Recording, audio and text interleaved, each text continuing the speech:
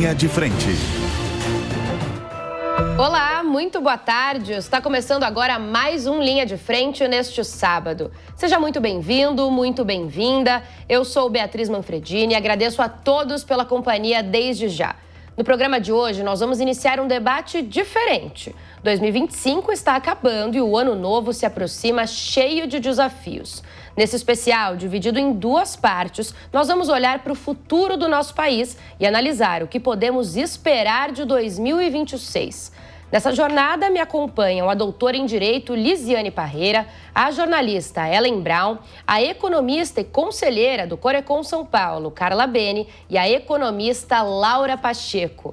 Boa tarde, meninas, bem-vindas nesse finalzinho de ano. Então, nós temos um Linha de Frente olhando realmente para frente, para as perspectivas do que vem por aí em 2026. Então, em duas edições especialmente preparadas para vocês. E a gente começa esse especial olhando os três poderes. No Palácio do Planalto, o presidente Lula terá um desafio de cuidar do país e se preparar para, muito possivelmente, uma campanha eleitoral em que tentará a reeleição para um inédito quarto mandato à frente do país. Além disso, o presidente deverá acompanhar de perto a queda na própria popularidade, enquanto vê o crescimento de alguns potenciais rivais nas urnas. No lado político, Lula ainda é a figura mais popular e carismática da esquerda. Mas quem será que pode ser o seu sucessor?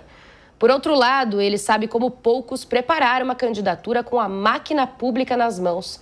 Como será que vai ser essa vantagem? Bom, esses são só alguns temas que nós levantamos aqui para começar a pipocar esse debate com a nossa bancada feminina super mega qualificada. E vou jogar então para as meninas. Ellen começando então.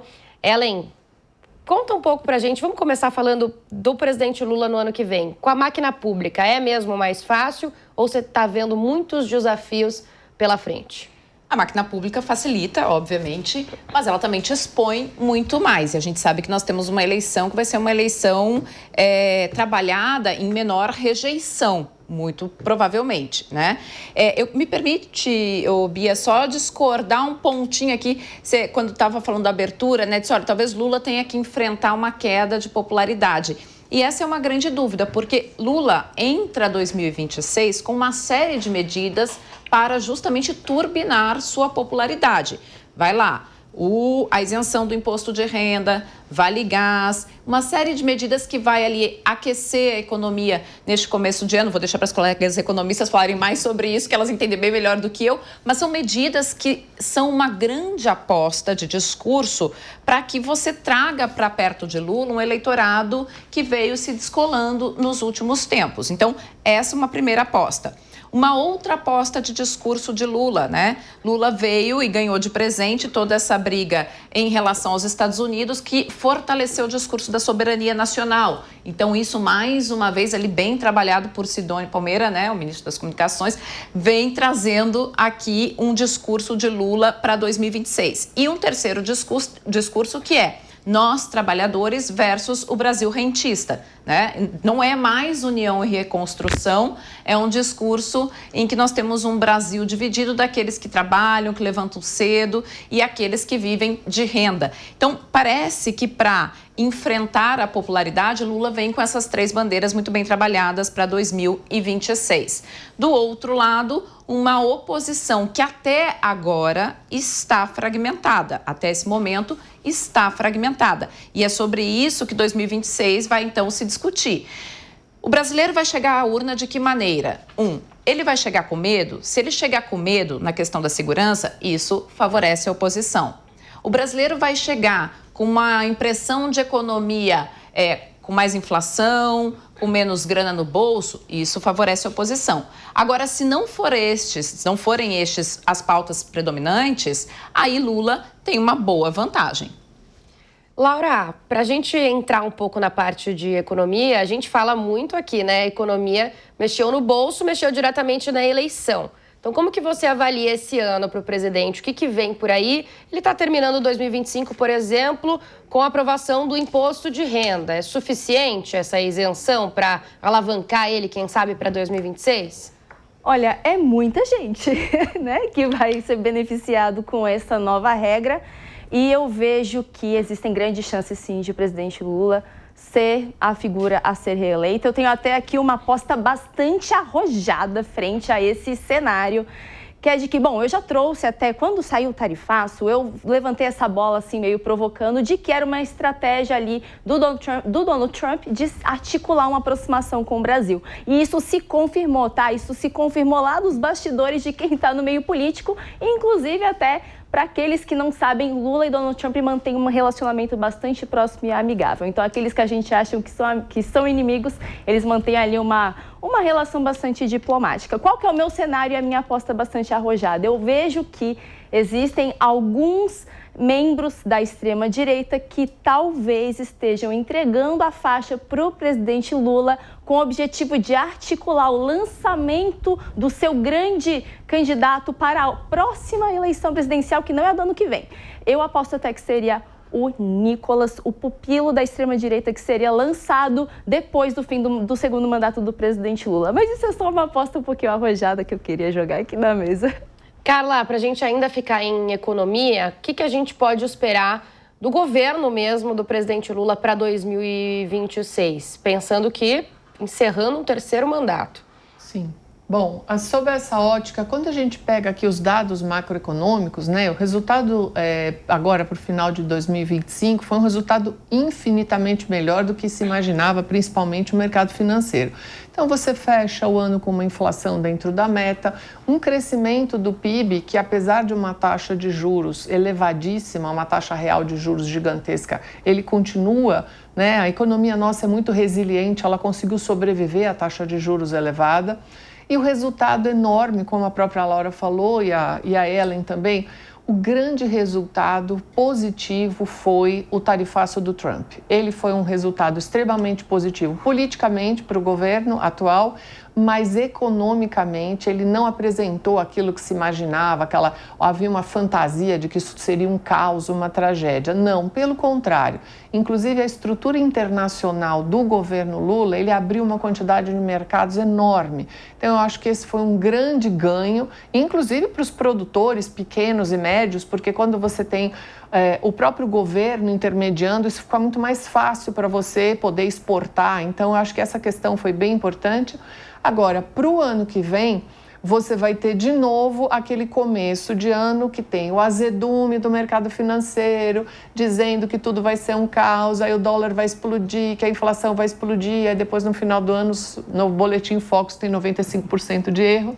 Então, lá vamos nós. Então, esse é o começo tradicional de ano, mas sim, todo ano eleitoral você espera algumas medidas específicas de expansão de renda e tudo, então eu acho que esse vai ser um movimento, mas eu acho que sim, acho que o presidente Lula chega em 2026 com um cenário muito positivo, mas também tem um ponto importante, né? Assim, ele estaria no auge se ele saísse. Se ele se candidatar e perder, eu acho que é um peso muito grande para o final da carreira política dele. As meninas falaram bastante de economia e um assunto que a gente permeou muito em 2025 e que também deve ser importante para o governo mesmo, nem pensando na eleição, mas para o governo em 2026, é segurança, né, Elisiane? Dá para a gente pensar que o presidente Lula precisa trabalhar nisso nesse último ano de mandato? Sim, precisa. Assim como aqui em São Paulo a gente teve algumas mudanças importantes na questão da segurança, isso também tem que ser levado para o Brasil, né? Para o governo federal. Eu vejo muito o Lula com movimentações, puxando para a minha área, que é a jurídica, eu vejo o Lula com algumas movimentações jurídicas que foram importantes para que ele consiga se reeleger, para ele consiga ter um outro mandato, né? Na realidade, o Lula, ele com a questão da reforma tributária, a questão da isenção do imposto de renda e algumas outras leis, e ainda algumas virão, né? Algumas estão sendo discutidas, a gente não pode esquecer que a gente tem aí a discussão da lei da anistia, a gente tem ainda a discussão mesmo da própria questão da segurança, a gente tem uma lei aí sendo debatida no Congresso. Isso pode levar ele com uma certa vantagem, né? O que acontece, no meu ponto de vista, é que a direita sempre se apossou muito da pauta da segurança. A pauta da segurança faz parte da linha dos conservadores, mais da direita conservadora do que da direita liberal, né? Então, é uma pauta da direita que pode ser utilizada pela oposição aí para a próxima eleição. Eu vejo também muito essa questão do Lula perdendo um pouco de brio nessa próxima eleição, né? Pela questão da idade, pela questão das pessoas que estão ao redor dele, né? Os ministros que vão se movimentar agora por conta de eleição. Então, acho que a gente tem alguns caminhos, né? A direita, por outro lado, alguém falou a palavra certa aqui, né? Acho que foi a Ellen, né? A direita está muito fragmentada e tomando alguns passos que são muito arriscados nesse sentido, mas a segurança é uma pauta da direita, né? Então, a gente teria que aguardar se o Tarcísio vier como um candidato, que a gente ainda está nebuloso, apesar do Flávio Bolsonaro, ainda é nebuloso. Se vier o Tarcísio, a pauta da segurança, com certeza, nas eleições presidenciais vai ser muito importante, muito relevante. Agora, uma coisa que eu queria entender de vocês e fazer a gente pensar para frente ainda de 2026 é o seguinte: o presidente Lula fez 80 anos em 2025, né? Com a reeleição, ele então vai terminar o terceiro mandato com 81. Se conseguir se reeleger, começaria com 82, um segundo mandato. É a figura principal ainda importante da esquerda, mas que depois disso não tem mais viabilidade, né? Até porque reeleição não dá mais depois, uma segunda vez. Tem alguém, vocês veem Lula vislumbrando alguém, um sucessor despontando, ou não existe essa pessoa para a esquerda ainda? Podem discutir. Lula não faz sucessor, né? Lula não faz sucessor.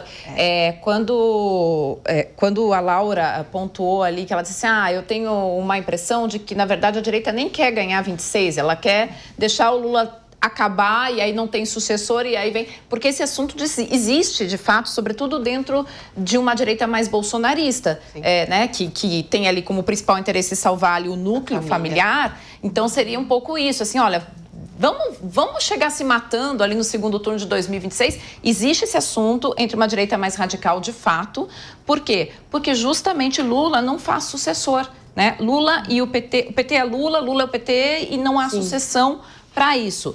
Porém, se Lula não faz sucessor, outros partidos mais alinhados à centro-esquerda pensam nisso, né? A gente não pode deixar de falar, por exemplo, esse ano, como se destacou Helder Barbalho, que é uma figura bastante importante, que vem crescendo. A gente tem um jovem, ainda muito jovem, João Campos, né? Mas que todo mundo está de olho, as pessoas olham e sabem que essas figuras estão ali se manifestando dentro do xadrez político, né? Então, existem essas figuras. Agora, sucessor de Lula não há. Não há uma figura na esquerda, né? A gente está falando de presidente, assim como Bolsonaro também, eu vejo no mesmo caminho, assim, direita, Bolsonaro, bolsonarismo, né? Não existiria um substituto para ele também. É aquela mesma história dos movimentos históricos que a gente viu no Brasil, né? O getulismo, né? Às vezes eu comento com os alunos e falo, olha, a gente tem lá Getúlio, tem essas figuras que são muito emblemáticas. A gente vai ter a época do lulismo, né? As crianças no futuro vão estudar o bolsonarismo, a época do Bolsonaro. A gente não sabe se regressa mais para frente. Mas como vão estudar o Bolsonaro? Vão estudar o lulismo, né? Será que a gente... A era Lula, né? Exatamente. Será que a gente não vai caminhar... Porque nós tínhamos 3 grandes partidos. O PMDB, que não elegia, estava sempre por trás e era ele que governava desde a redemocratização. É o PMDB que governava o país, porque tinha maioria no Congresso, a maioria de assentos.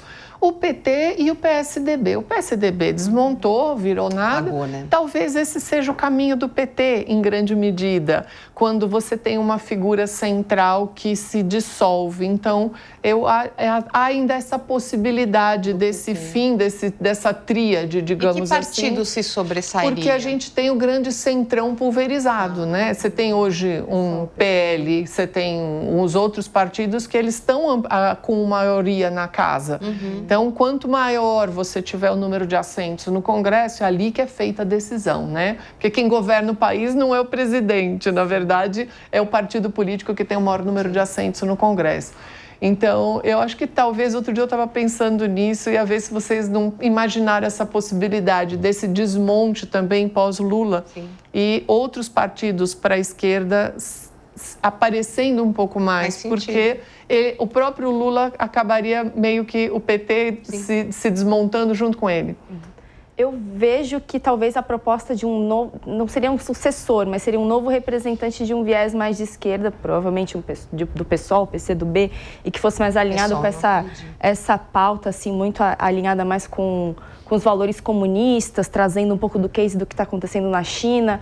Eu vejo que essa turma, principalmente do meio acadêmico e intelectual, que tem dado a bênção para esses movimentos, alguns professores até que têm se candidatado, como foi o caso do professor, agora eu não vou lembrar o nome dele, mas quando a hora que eu lembrar eu trago aqui para a mesa, mas de que traz justamente essas pautas de um valor ali comunista e muito alinhado ao case chinês. Muito embora a conjuntura chinesa é muito diferente da conjuntura brasileira, para a gente traçar um paralelo e tomar como um norte de como fazer política pública no Brasil. A gente pode esquecer que o Brasil é um país em essência conservador, né? A nossa estruturação, né, judaico-cristã e tudo mais, ele é um país de estrutura conservadora. Então, não sei se esse argumento tão comunista vigora aqui no nosso país, né? Apareceria tudo. Eu acredito que os partidos de mais extremistas, né, dos dois lados, eu acho que eles não vão se sobressair tanto em 2030, por exemplo. Eu fiz uma bancada aqui outro dia interessante, a gente falava muito disso, né? Acho que a Bia se recorda. A gente falava muito dos jovens que vão vir, o refresh na política que nós teríamos, né?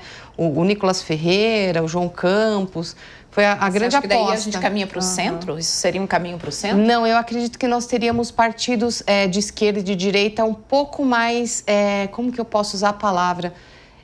Mais frescos, mais jovens, né? Mais dinâmicos, digamos assim. Não tão duros como nós temos a esquerda e a direita mais clássica no Brasil. Seria uma nova era, então. Uma nova era. Foi uma aposta levantada aqui no dia que eu estava. Eu achei muito interessante. Agora, eu vou aproveitar para fazer uma provocação de quão nova era ou não isso pode ser, com um gancho do que a gente deve ter daqui para frente em termos de reforma ministerial. A gente deve ter um troca-troca dos ministérios, muito porque esses nomes que a gente conhece de tempos vão tentam entrar pelo menos em vários cargos importantes. É um desafio muito comum em anos de eleição, né? Muitos ministros classificados pela visibilidade conquistada com o cargo deixam a esplanada para disputar então a eleição em 2026, o que faz com que o presidente Lula precise de novos nomes. Cerca de 40% do primeiro escalão deve ser substituído. Nomes como Gleisi Hoffmann, Fernando Haddad, Simone Tebet, Jader Filho, Márcio França e Renan Filho já se preparam para disputar a Câmara, Senado ou até mesmo governos estaduais. E terão que deixar os cargos até abril. Mas é possível que o presidente Lula antecipe algumas trocas. Então fiz essa provocação porque acaba que essas figuras acabam entrando em outros cargos e a gente vai tendo essa... Mais do mesmo. Ela me completou bem, mais do mesmo. O que a gente deve ter por aí de troca, hein, Além? O que fica desenhado hoje, e aí eu vou até fazer um link aqui com o que as minhas colegas de bancada estavam colocando, eu gostaria, porque eu acho que tem o nosso wishful think, né? Aquilo que a gente gostaria e aquilo que a realidade nos traz. Eu gostaria de talvez ter um refresh na política, mas quando a gente fala das trocas ministeriais, é muito importante como essa dinâmica mudou. Ministério virou moeda de bagatela. Antigamente, ter um ministério era uma moeda importante. Você fazia negociações importantes no Congresso a partir da troca de ministérios. Hoje, Lula ficou meses penando para conseguir trocar um ministro, porque ninguém queria assumir uma pasta. Porque ministério virou moeda bagatela. Negócio é emenda parlamentar. Ou seja, como que a gente vai rejuvenescer a política se o cerne duro, quem ganhou o poder, é ali o legislativo, que é o mesmo. Que são famílias que estão ali há muito tempo, que não mudam. Então, a troca de ministérios nos diz muito sobre isso. Esse rejuvenescimento da política, eu gostaria que viesse, né? Que a gente pudesse pensar mais racionalmente, né? Enfim. Mas não sei se isso vai ser desenhado com a dinâmica de forças entre poderes que se estabeleceu no Brasil de uma década para cá. Fica muito difícil rejuvenescer quando o poder inteiro, né? Quando a gente tem, por exemplo, 65% do valor total das emendas de 2026 tendo que ser pago até o final do primeiro semestre de 2026 para pingar na conta de deputados e senadores que irão concorrer no ano que vem. Mais de 12 bi que vão estar lá na conta desses deputados e senadores até o final do primeiro semestre para poder fazer a campanha no que vem. Fica difícil rejuvenescer, sabe? É verdade. Fica, e eu acho que esse é o grande desafio para 2026, para quem ganhar. Eu acho que a governabilidade para o próximo presidente, ela vai ser cada vez pior, porque você tem um sequestro do orçamento. Quando você sequestra o orçamento, você vai desmontando as políticas que dão a cara do governo. Então, você tem políticas de governo, que não são políticas de Estado, são diferentes, só que elas precisam de dinheiro. Então, um exemplo simples, para esse ano, por exemplo, do ano passado para esse, nós tivemos uma retirada de 10 bilhões do PAC para as emendas parlamentares. Então, você vai fazendo o quê? Você vai desintegrando a cara daquele governo com os projetos de longo prazo que ele teria. Então, quanto mais você usa da dotação orçamentária para a parte das emendas, você vai enfraquecendo e viabilizando os projetos. Sejam eles quais forem, se é o PAC, se é o pé de meia, quais são os projetos? Você vai ver que você vai enfraquecendo eles. Então, o próximo presidente vai ter mais dificuldade do que o Lula hoje, que teve também grandes dificuldades em relação ao Bolsonaro. Então, o sequestro do orçamento, eu acho que realmente é o cerne da questão para quem vai ganhar a próxima eleição. Laura, o que você tem a falar para a gente de emendas parlamentares? Bom, olha, eu gostaria de passar para minha colega, porque eu gostaria de pensar um pouco mais sobre a minha resposta. Pode ser? Quer falar, Ellen? Não, vamos lá, então. Não, é só porque, corroborando aqui com o que a Carla estava colocando, o sequestro do orçamento, eu quero trazer um exemplo prático do que foi a eleição 2024 nas prefeituras, né? Quando foi a eleição, todo mundo falou assim, a eleição do incumbente, quem estava no poder ganhou, se reelegeu, né? 2024 foi muito marcado por isso. Mas por que quem estava no poder se reelegeu? A gente tem casos práticos, assim, de deputado federal que passou lá a sua emenda para o prefeito que estava concorrendo à reeleição. Então, é só para o nosso espectador e ouvinte entenderem como é que essa dinâmica se dá. Por que esse sequestro é tão importante? Por que fica tão difícil renovar? Porque se eu estou lá e eu vou receber a minha emenda, independentemente de eu apoiar ou não o executivo, né? Eu vou receber esse valor, eu vou alimentar minha base e é na base que a política se consolida. Então, quando eu vou pedir o voto, eu sou um deputado federal, eu vou pedir o voto lá na minha cidade, eu sou de Gravataí, Rio Grande do Sul, né? O deputado federal gaúcho que está lá e vai conversar com o prefeito de Gravataí, é lá que ele vai conseguir botar a gente na rua para pedir voto, para mostrar e dizer o seguinte, tá vendo essa UPA aqui que vocês queriam, que ficou lá 10 anos esse bairro pedindo? Pois então, foi o deputado fulano que deu dinheiro para sair a UPA aqui, né? E é assim que o sequestro do orçamento acontece e que fica difícil você fazer renovação ou algum tipo de mudança política no país quando a gente tem esse domínio do orçamento por parte exclusivamente do Legislativo. Né? Uma coisa interessante também é a questão das pastas, né? Se a gente trocar o governo, as pastas vão mudar. Porque a gente viu a mudança dos ministérios do Bolsonaro pro governo do Lula, né? Então, assim, aí vem... o Ministério da Educação mantém, mas o Ministério da Mulher, aí tira. Então, a gente também tem uma dança das cadeiras aí nas mudanças das pastas. Porque, pela Constituição, é uma prerrogativa do presidente, né? Ele abre e fecha os ministérios como ele entende, porque faz parte da descentralização que ele precisa ter para poder governar, né? Então, a gente vai também, se trocarmos de esquerda para a direita, por exemplo, ou fomos para o centro, aí, de repente, nós também teremos uma mudança nessas pastas, né? Que tipo de ministérios nós teremos aí? Bom, até eu queria muito ouvir a opinião de vocês, porque eu vi que estava muito esse argumento da parte do sequestro do orçamento, porque isso é uma coisa que me inquieta bastante, porque o dinheiro ele está disponível para ser utilizado para o bem público, que seria para o bem coletivo.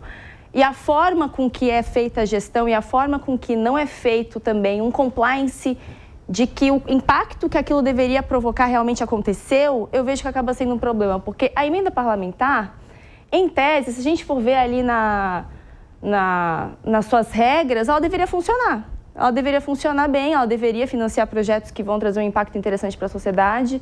Mas, de fato, esse aspecto aqui é o que pega muito, e pega muito no Brasil, e parece que, por mais que a gente mude quem está na linha de frente, que é o candidato que está aparecendo ali para o grande público, lá nos bastidores, quem cuida do dinheiro, quem recebe o dinheiro e quem faz a coisa acontecer, parece que é mais do mesmo há muito tempo, em que a gente tem ali um sistema muito caro, que entrega pouco impacto para a sociedade, e um setor produtivo brasileiro que tem cada vez mais se enfraquecido, e a gente tem tornado um país muito fraco em produção de riqueza.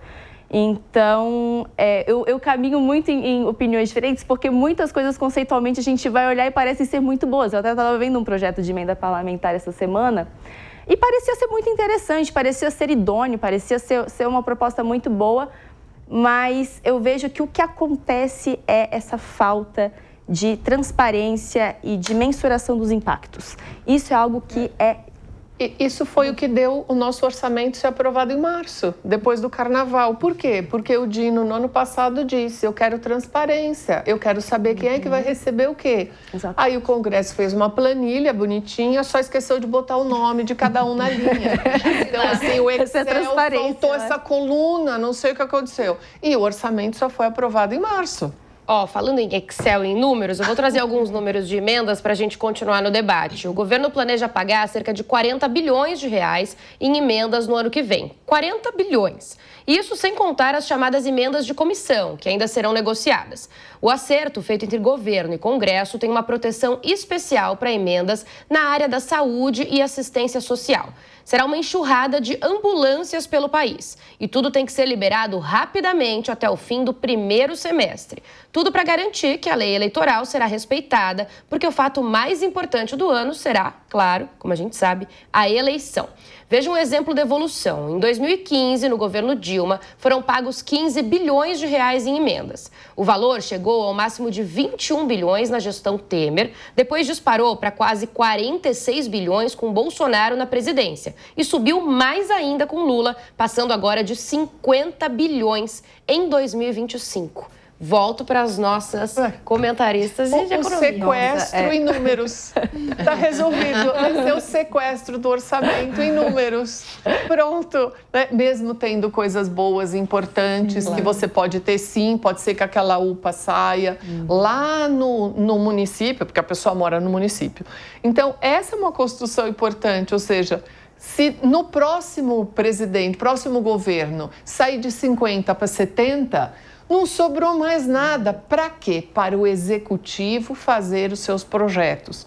Então, quanto mais você deságua esse dinheiro e sai do executivo e fica no legislativo, você enfraquece o presidente do momento, você enfraquece o executivo do momento. Então, esse que eu acho, e volto nesse ponto, eu acho que esse é o maior desafio para o próximo presidente da República. Essas emendas precisam ser bloqueadas e precisa-se ter um limite de 15 para 21, 21 para 46 e 46 para 50. Não é possível uma coisa dessa. E você governo acredita que deveria ter um compliance maior também? Porque Sim. Eu vejo que um ponto que é muito latente é de fazer... É muito lindo quando vende, mas eu quero ver a entrega. E se de fato aquela promessa se cumpriu, né? Se de fato aquele impacto aconteceu. E a gente tem ali recursos disponíveis para pesquisa aplicada, a gente tem ali também os recursos disponíveis para os projetos em si. Mas e aí, de fato, o brasileiro, ele sente que aquele valor retornou em impacto, em benefício do coletivo? Isso. E eu vejo que isso inquieta muito a população brasileira e traz até um desalento, né? De, poxa, eu sinto que eu pago, assim, a classe média paga duas vezes as coisas, né? Ela paga a escola pública e paga a privada. Paga a segurança pública. Mas paga. Tá lá o Maranhãozinho, o rei das emendas, sendo investigado pela Polícia Federal, porque exigiu seu contraparte quando passava o recurso para o município. Esse é o problema, né? Esse é um dos problemas. A emenda, gente, ela não é uma jabuticaba, ela não é uma exclusividade nossa. Sim. Né? Outros países que governam com presidencialismo têm suas emendas parlamentares, fazem essa discussão e ela é legítima. Qual é o grande problema? O problema é quando ela passa a ser um impeditivo para uma execução de um projeto de Estado ou de governo, que é o que acontece hoje no Brasil. Quem é que vai dizer que é ruim ter uma UPA nova numa comunidade que estava pedindo essa UPA há 10 anos? Ninguém vai dizer que isso é ruim. Agora, a gente sabe se essa UPA tem que estar naquela comunidade, porque todo mundo quer uma UPA no seu bairro. Quem não quer uma, né? A gente sabe. Não, e mais do que isso, vai ter dinheiro para continuar gerindo essa UPA na sequência?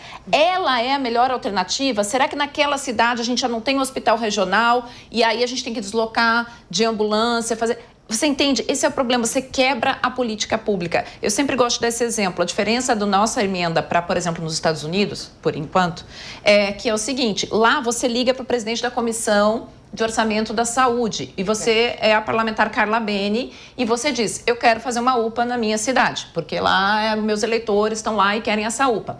Aí o presidente da Comissão de Saúde diz, Carla, dentro do nosso projeto de saúde não cabe essa UPA. Você não pode botar esse dinheiro lá porque não vai ter como continuar gerindo essa UPA, né? Então, você pega esse seu dinheiro e esse é o nosso projeto. Como que você encaixa isso para a saúde dessa região? Essa é a questão que aqui fica muito mal contada, fora os contrapartes que a gente já viu aí, várias operações da Polícia Federal mostrando para onde estão indo essas emendas. Olha, e além dos desafios com emendas parlamentares, tem outro desafio, não só para o próximo presidente da República, como para o presidente Lula em 2026 e internamente dentro do Congresso Nacional. Isso porque a Câmara e o Senado tiveram um 2025 de altos e baixos, com a aprovação de projetos impopulares, como a PEC da blindagem, por exemplo, e de outros com forte apelo junto ao eleitorado. A virada de ano agora deve manter o foco dos parlamentares em um dos temas que mobilizou as últimas semanas de trabalho, a segurança pública. A gente até citou aqui no início da conversa como um dos temas principais. Hoje, só 45% dos brasileiros confiam no Congresso, uma verdadeira derrocada na percepção pública nos últimos anos, enquanto o país vive tempos de alta polarização e crises políticas. Por outro lado, os presidentes da Câmara, Hugo Mota, e do Senado, Davi Alcolumbre, endureceram o jogo político com o governo. Bateram o pé, marcaram posição, fizeram até birra em alguns casos, mas tem gente que diz que eles saíram fortalecidos, já que conseguiram ali fazer um embate firme com o presidente Lula, de alguma forma, e impor algumas coisas. Será, meninas? Lisiane? Eu não vejo como fortalecido, não. Para mim, é um dos congressos mais confusos que a gente teve esse ano, né? Já mencionei anteriormente, Hugo Mota é uma figura muito em cima do muro, né? Sem posição, sem traquejo político, ao meu ponto de vista, o Alcolumbre muito endurecido. Então, assim, eu não vejo um congresso muito interessante, né, com os dois presidentes aí, né, o presidente da Câmara e do Senado. E eu sempre gosto de destacar que eles são sucessão presidencial, né, então tem que ser muito bem escolhida as pessoas que vão ficar lá. Então, assim, o que a gente não pode esquecer é que os poderes, eles têm que girar juntos, né? Então, se a gente tem um problema ali num Congresso, um Congresso muito duro, um Congresso que não dialoga direito, ele vai emperrar. Quem é que vai começar a mexer com a legislação? Se não está indo para frente, se não põe projeto para votar, isso vai para o STF. E aí a população vai criticar, meu Deus, o protagonismo do STF. Realmente, um protagonismo excessivo porque os poderes estão com problema. Um não gira, vai para o outro, né? Então aí acaba que o STF, ele ganha muito poder. Porque a legislação está sendo criada, fica empacando o projeto. Vai chegar uma hora que vai acabar indo para o STF, né? Uma ADI por omissão, né? Um mandado de injunção. Então, acaba que sobrecarrega um outro poder. Então, a gente tem um Congresso, no meu ponto de vista, confuso. Confuso, sem posicionamento, né? Muito em cima do muro. Então, um muito duro, o outro mais fazendo uma jogada ali de centrão. É o meu ponto de vista, um ponto de vista mais jurídico, digamos assim. Lisiane foi muito sofisticada e educada. Eu diria que o nosso Congresso, ele é a própria quinta série B. Não é a quinta série A, é a quinta série B. É uma pancadaria, toma cadeira, senta no lugar do outro, tem que ser retirado. É uma vida de fazer vídeos. Só isso. O dia inteiro fazem vídeos para seus grupos aos quais se pertence, para o algoritmo produzir, né? Eleger influencer costuma dar esse tipo de problema. Então, essa é um movimento que eu acho que ele piorou muito, ando com expectativas baixíssimas em relação à renovação, dar um refresco, um refresh, né? Não, achei chiquérrimo, vocês estão muito sofisticadas hoje. Para mim, eu tô na aposta da quinta série B, com preocupação que a gente vá para a quinta série C. O bom da expectativa baixa é que a gente não se frustra. Amei. Eu acho que o bom da expectativa baixa é que a gente não se frustra.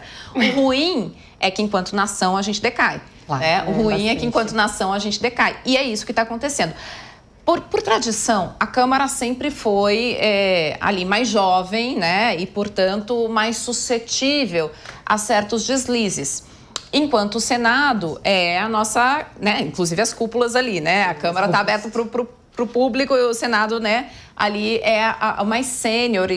O que em 2026, a gente sabe, por exemplo, que existe um projeto de alguns partidos de tentar avançar sobre o Senado, não tanto com a qualidade e senioridade de seus quadros, mas muito mais por uma questão política ali, de você poder, de repente, barganhar impeachment de ministro do Supremo e questões desse tipo, né? Então, a ver como é que fica isso, porque o Senado, por tradição, sempre é a casa que acaba resguardando um pouco mais a institucionalidade. O que me preocupa neste momento é que a gente tem, por exemplo, a Câmara Federal, e eu acho que isso é muito assim, grave, é a forma como ela está se portando diante da sociedade. A gente tem, por exemplo, 2 parlamentares condenados, uma presa, condenada 2 vezes, mas que ganhou 130 mil, um pouco mais de 130 mil de verba de gabinete em outubro, estando presa. Né? Falando de Carla Zambelli na Itália. Sim. A gente tem Ramagem que foge pela fronteira do Brasil com passaporte diplomático, em que o Congresso não fez nada. Parece pequeno, e aí você vai dizer, não, mas de repente para quem é de extrema direita, mas esses são desrespeitos que vão maculando as instituições de uma forma que você tira a credibilidade dessas instituições. E por outro lado, um Senado que faz, vou usar aqui entre aspas, birra para fazer haver o seu poder. De que maneira? Por exemplo, quando o Alcolumbre estava insatisfeito com Lula, foi lá e ajudou a aprovar a aposentadoria dos agentes de saúde, que vai implicar em mais de 20 bi no orçamento, né? Que é uma coisa... Ou derruba os vetos ambientais, né? Logo depois da COP. Então, esse tipo de governança em torno do próprio corporativismo, que não é novo, né? Mas ele se acentua de uma forma que fica muito difícil você reaver a credibilidade da instituição. Será que os parlamentares, agora que vão concorrer em 2026, estão indo para a eleição com essa cabeça? Fizeram birra, funcionou, aqui não funcionou. Vou ser mais midiático ainda a partir de agora? Negociação. Eu acredito que sim, porque faz barulho, atrai ali a audiência. Infelizmente, o brasileiro ele é movido por isso. Então, politicamente também, o brasileiro ele não é educado politicamente para poder entender o que de fato está acontecendo.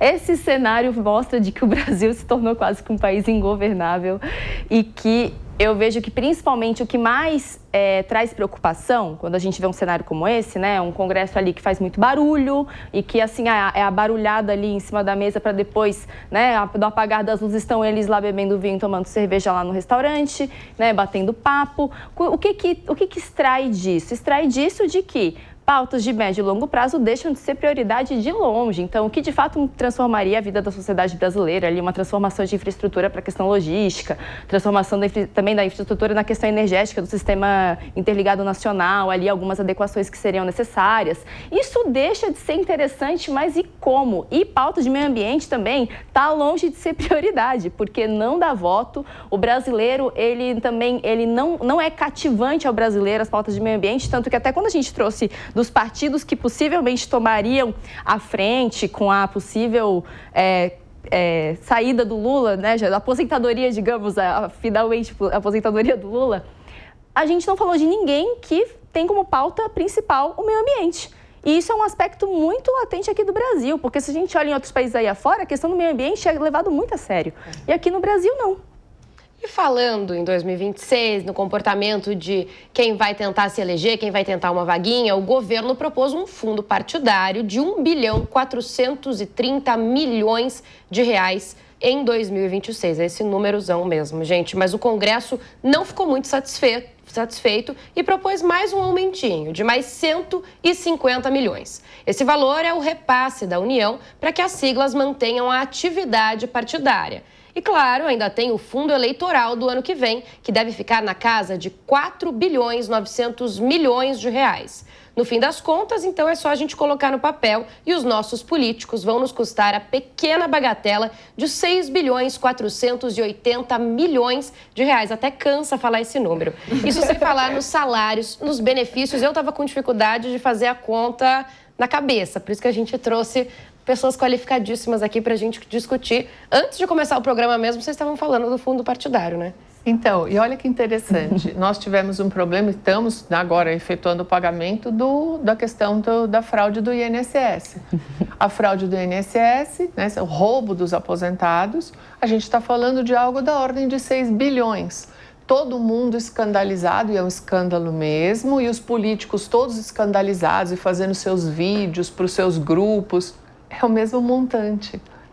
São os mesmos 6 bilhões. Quer dizer, dá para a gente ter... É importante colocar isso na balança para a gente sentir esse peso. E puxando o que a Ellen falou e a gente não pode esquecer, a gente está com uma bancada EAD, né? Estamos com uma bancada EAD. O parlamentar não mora aqui. Um mora na cadeia, o outro mora no outro país, é todo mundo trabalhando EAD. Então, assim, é o ensino à distância. O que está acontecendo com isso, né? Então, a gente precisa ver... Olha o patamar que a gente chegou aqui no final do ano, né? Então, é daqui para pior? Não sei. A gente precisa aprender a votar. Precisa. Né? O brasileiro precisa aprender a votar, o brasileiro precisa ter educação política, saber o que o congressista faz, o que o Senado faz, o que a Câmara faz. Falta educação política, porque aí elege essas pessoas que a gente está criticando aqui. Isso. Né? E aí, no ponto, a Laura falou pontos importantíssimos econômicos e a Lela falou de médio e longo prazo. Aí eu tenho uma pergunta, a gente esperou 30 anos por uma reforma tributária, ótimo. Ano que vem... Todas as empresas desse país estão aguardando qual vai ser o imposto de valor agregado, qual vai ser a alíquota. O Senado não resolveu. Vai ser 26,5%, vai ser 27%, 27,5%, qual vai ser a alíquota? Todas as empresas do país precisam começar a pensar nisso para o seu planejamento tributário, para as estruturas de sistema. A Receita já anunciou um sistema, ela está fazendo uma plataforma em conjunto com 500 empresas. Nós vamos ter um sistema modernérrimo chamado pagamento dividido, que é o split payment.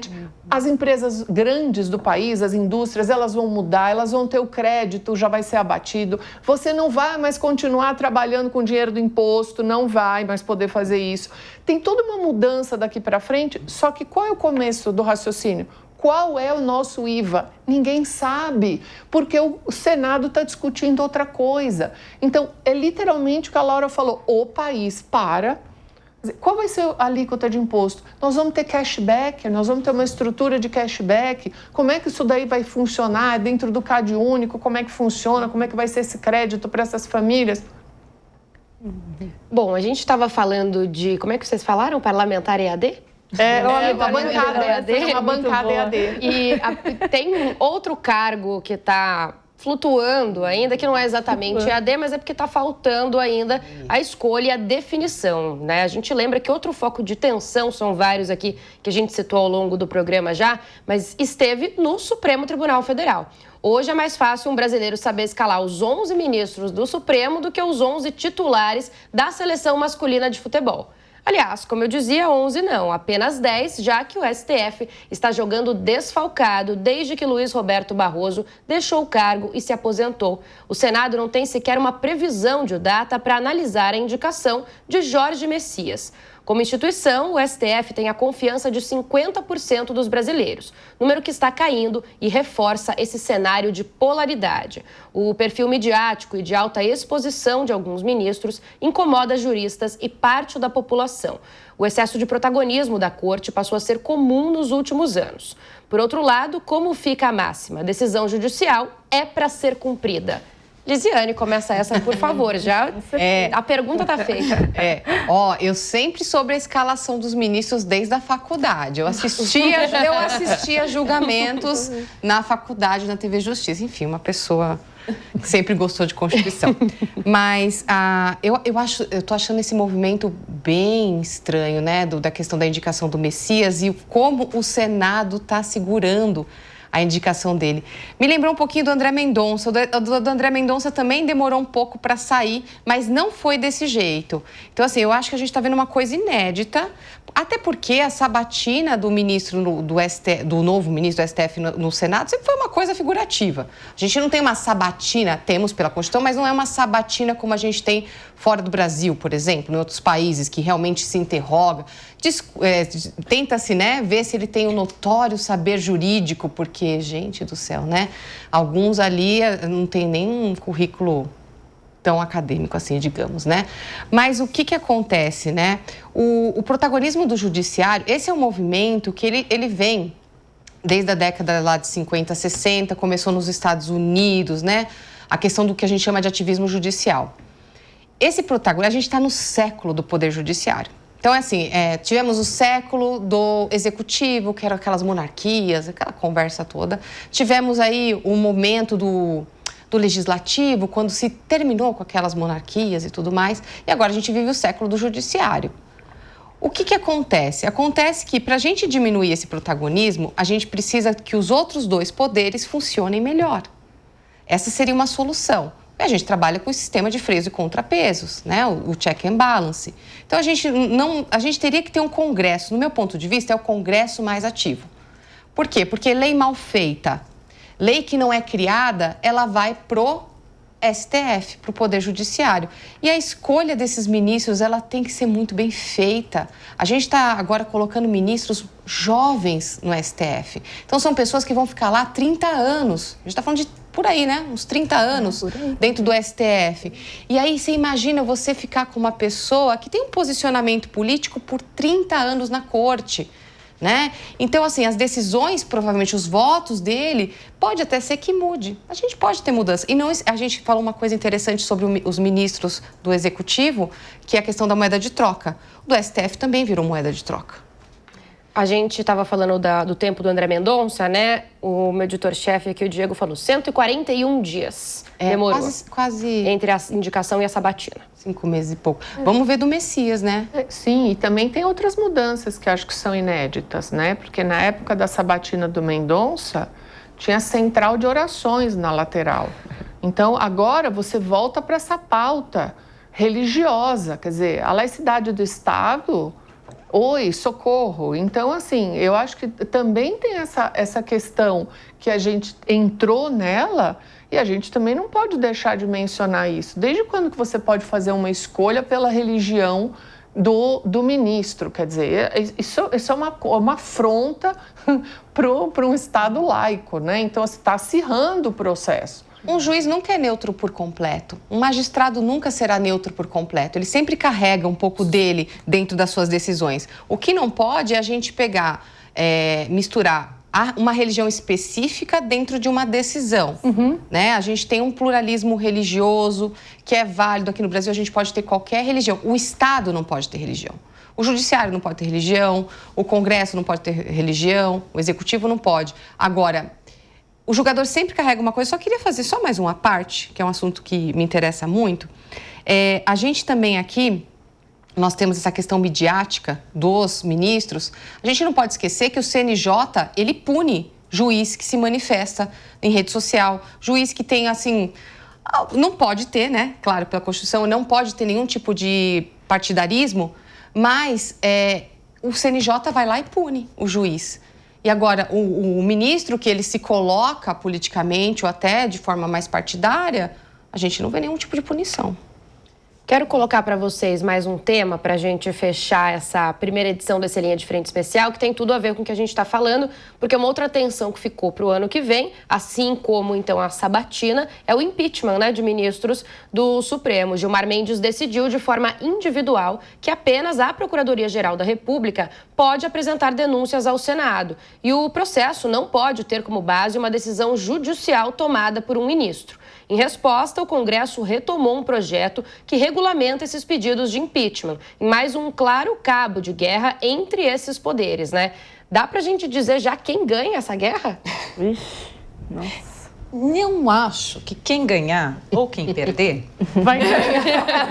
Entendi a referência. todos perder. Peguei a referência. Acho que vamos todos perder. Essa que é a real sobre esta guerra, assim, né? Quando o Gilmar Mendes toma a PEC da blindagem do STF para si, como a Câmara tentou fazer meses atrás, né? E não colou, no caso da Câmara não colou, você coloca sobre uma instituição que foi, por um momento, essencial para preservar a democracia e a normalidade do nosso país, uma pecha muito ruim, que aliás veio na mesma semana, por exemplo, que o Toffoli coloca ali sigilo sobre o caso do Banco Master, que também foi muito ruim, porque uma semana antes ele estava viajando com o advogado do Banco Master, não é? Então, assim, não é legal esse tipo de coisa, né? É uma coisa muito ruim para a instituição do STF. Quando a gente diz que os ministros não podem ficar se manifestando, né?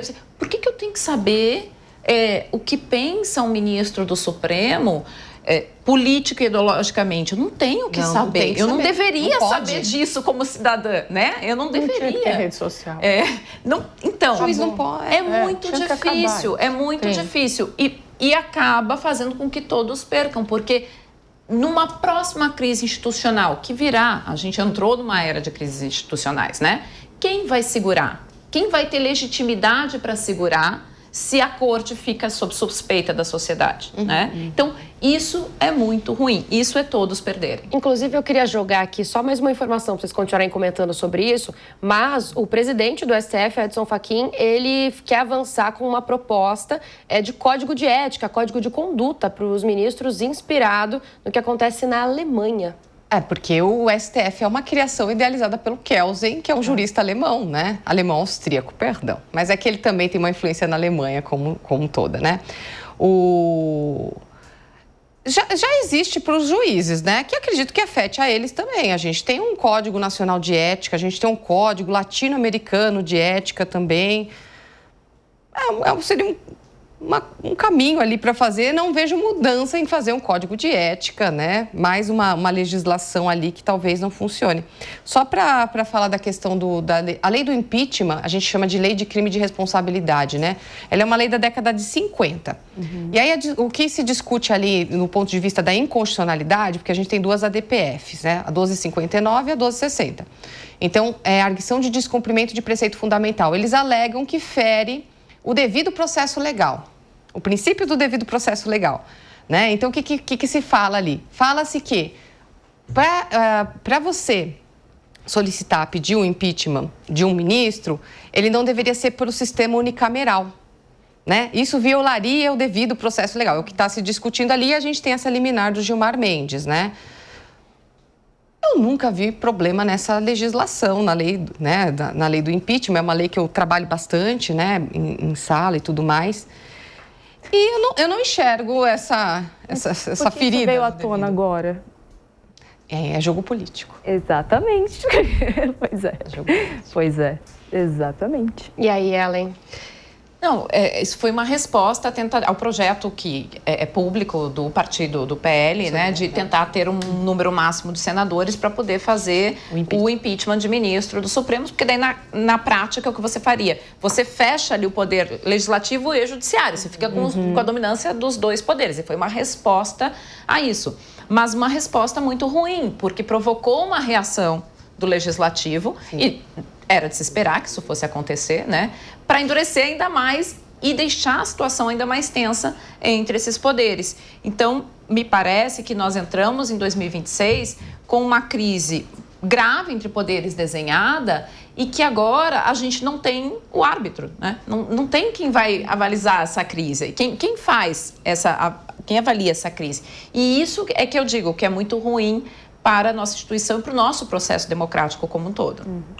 Bom, e ainda no universo político, um dos maiores pontos de pressão em 2025 foi o Banco Central. E 2026 não deve ser diferente. Depois da gestão de Roberto Campos Neto, Gabriel Galípolo tomou posse com o apoio do governo. Mas esse apoio foi temporário e bem breve. Tudo por causa da taxa básica de juros, a Selic. Atualmente, ela é de 15% ao ano, um patamar que encarece a dívida pública e encarece o crédito em geral no país.